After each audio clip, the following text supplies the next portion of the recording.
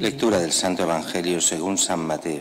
Gloria a ti, Señor. En aquel tiempo dijo Jesús a sus discípulos: si vuestra justicia no es mayor que la de los escribas y fariseos, no entraréis en el reino de los cielos. Habéis oído que se dijo a los antiguos: no matarás, y el que mate será reo de juicio. Pero yo os digo, todo el que se deja llevar de la cólera contra su hermano será procesado. Y si uno llama a su hermano imbécil, tendrá que comparecer ante el Sanedrín. Y si lo llama necio, merece la condena de la gehenna del fuego. Por tanto, si cuando vas a presentar tu ofrenda sobre el altar te acuerdas allí mismo de que tu hermano tiene quejas contra ti, deja allí tu ofrenda ante el altar y vete primero a reconciliarte con tu hermano. Entonces vuelve a presentar tu ofrenda. Con el que te pone pleito, procura arreglarte enseguida mientras vais todavía de camino, no sea que te entregue al juez y el juez al alguacil y te metan en la cárcel. En verdad te digo que no saldrás de allí hasta que hayas pagado el último céntimo. Palabra del Señor. Gloria a ti, Señor Jesús. Estamos en viernes de Cuaresma, día penitencial, y por eso las lecturas nos hablan precisamente de la conversión, del pecado y de salir y vivir en gracia. Y así la primera lectura habla a Israel de una forma de hacer de Israel con la que Dios se opone, y es la mentalidad que tienen de Dios, y la mentalidad es una mentalidad falsa. Para el mundo de Israel, al menos en ese momento, según el profeta, pero esto pasa hasta en nuestro mundo, que es que el no perdonar los pecados, mentalidad de muchos. Este ha sido un ladrón, ha sido un asesino, pues es un ladrón y es un asesino, no importa lo que haga, ya está condenado y para siempre, siempre será eso, no hay posibilidad de cambio. Y como tal, pues ya es un ser despreciable y no hay nada que hacer con él.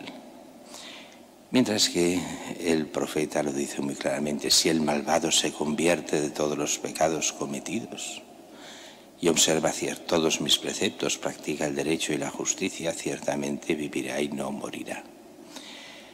Y aquel que aparentemente ha vivido una vida honesta y honrada y buena, pero empieza a hacer el mal y no se convierte, este morirá. Es la muerte eterna, se refiere aquí, la vida eterna.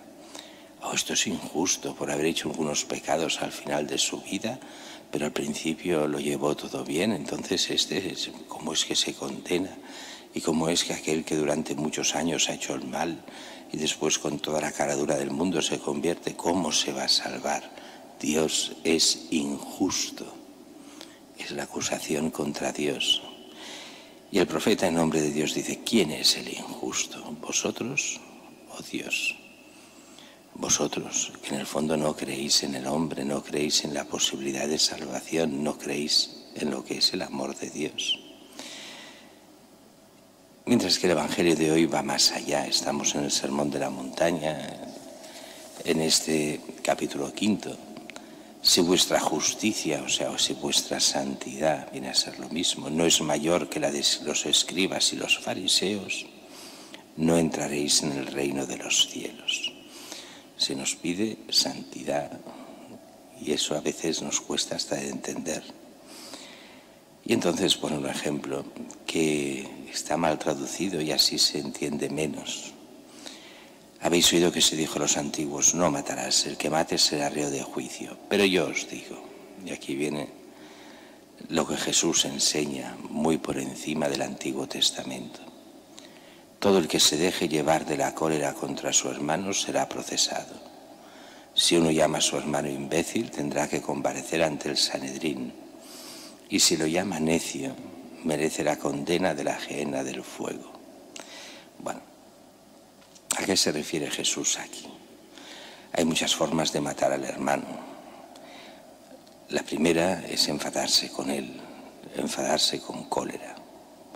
No llega ni a golpearlo, ni a hacerle daño, ni a matarlo. Simplemente se enfada duramente, sin razón contra el hermano.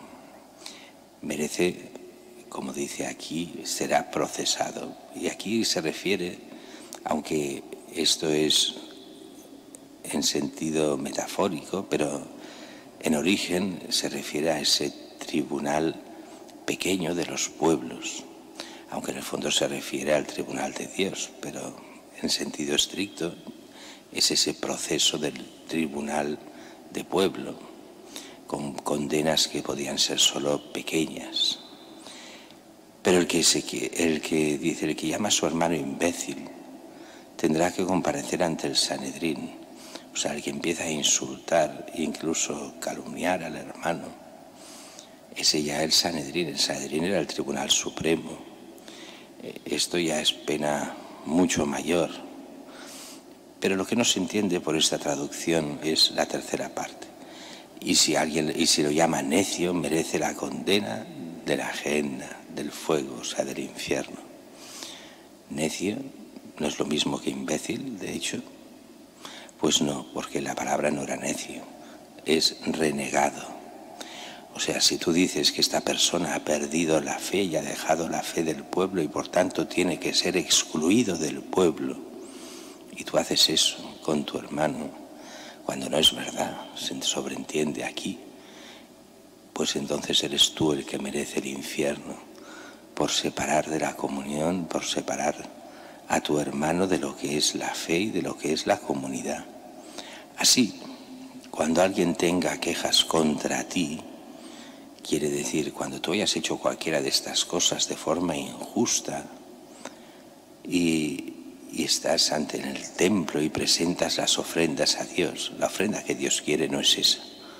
Es que te reconcilies con tu hermano, que dejes de hacer el mal, que busques el bien de verdad.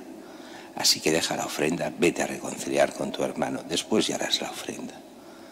Pero lo que Dios quiere mucho más que ofrendas y sacrificios es la reconciliación y la auténtica santidad y justicia, y no que puedas hacer lo que te dé la gana contra los demás por tus intereses propios y después vayas al culto a decirle a Dios lo bueno que eres con tus sacrificios. No, no quiere eso.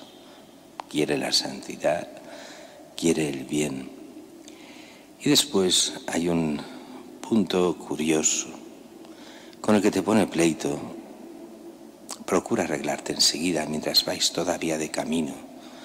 ¿Qué quiere decir aquí? O sea, si tienes cosas contra los otros de forma injusta, si les debes, tanto a nivel personal, a nivel de trato, a nivel de dinero, a nivel de lo que sea, debes a los otros.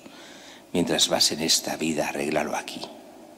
Porque si no lo arreglas aquí, te entregarán al juez, el juez al alguacil y te meterán en la cárcel. Y no saldrás hasta que hayas pagado el último céntimo, que es esta cárcel. Es el purgatorio. Si no te condenas, porque no llega a condenación, pero es ese purgatorio en el que tendrás que pagar hasta el último céntimo, o sea, purificarte del todo. Y el purgatorio no es agradable. Así que lo nuestro, ser santos, es la vocación que Dios quiere para cada uno de nosotros.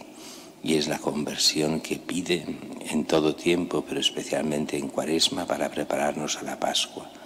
Una Pascua que no esté hecha de rencillas y de odios, sino donde lleguemos purificados por el sacramento bien vivido de la penitencia para vivir como hijos de Dios.